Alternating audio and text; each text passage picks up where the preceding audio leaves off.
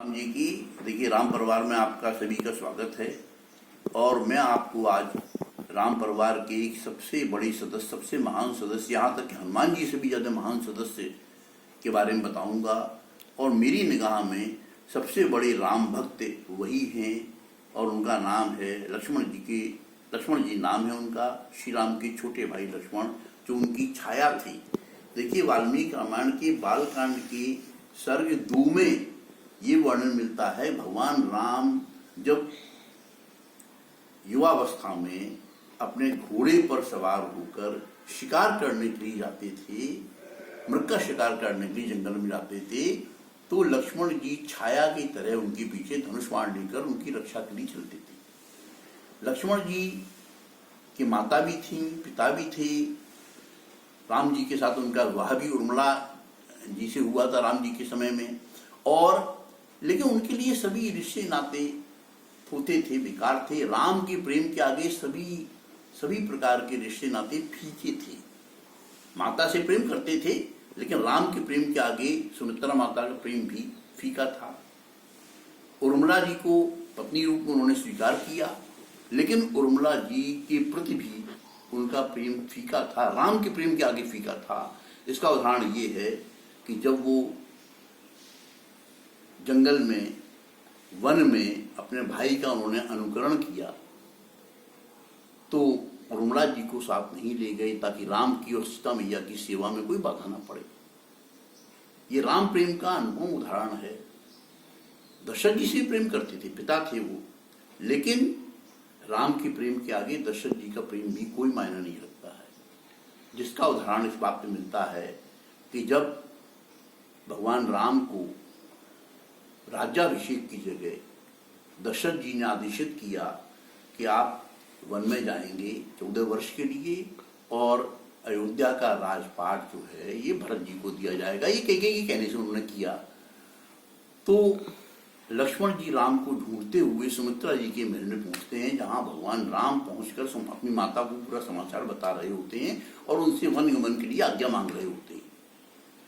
तो देखिए, वाल्मीकि रामायण के अयोध्या कांड के 21वें सर्ग में श्लोक 2 से श्लोक 20 तक लक्ष्मण जी के रोष का वर्णन है, जो उन्होंने माता सुमित्रा और माता कौशल्या और राम के आगे अपना बताया है, रोष प्रकट किया है। 12 का मैं वर्णन कर रहा हूं क्योंकि मुझे कंठस्थ है, और इसके बाद में श्लोक दिखाऊंगा भी, इसका अनुवाद भी दिखाऊंगा, और इसके बाद में श्लोक 20 भी बताऊंगा आपको। पहले श्लोक 12 सुनिए।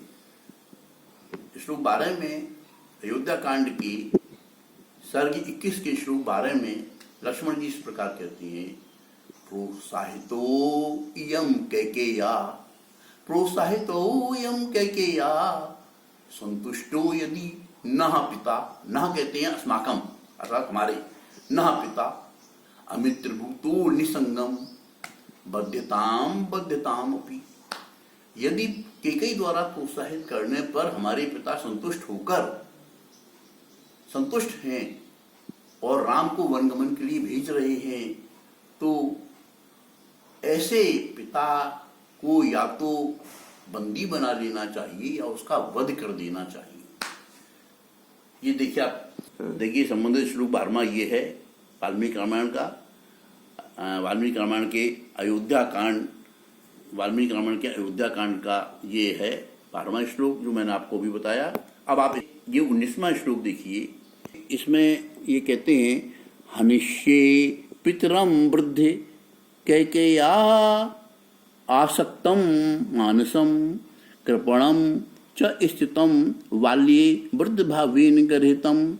जो कैकेयी जी ने अपने पिता के वध का निश्चय किया और वो कृत संकल्प होकर पिता के वध के लिए चलने को उद्यत हुए, तब वाल्मीकि रामायण के अयोध्या कांड में वर्णन मिलता है। रामचंद्र जी ने उनको फटकारा, डांट कर चुप किया, और बाद में कहा कि हमारे पिता ने जो भी निर्णय किया है वो उचित है।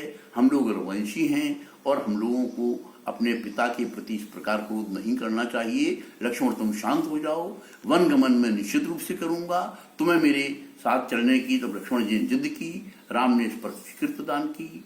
यही पूरा प्रसंग है। तो कहने का मतलब ये है कि राम के प्रति लक्ष्मण जी के मन में इतना प्रेम था जो वर्णनातीत है, जिसका वर्णन नहीं किया जा सकता। हाँ। आपको मेरा यदि ये वीडियो पसंद आया है तो मेरा आपसे अनुरोध यही है कि आप मेरे चैनल को जरूर सब्सक्राइब करें और शेयर करें। राम राम।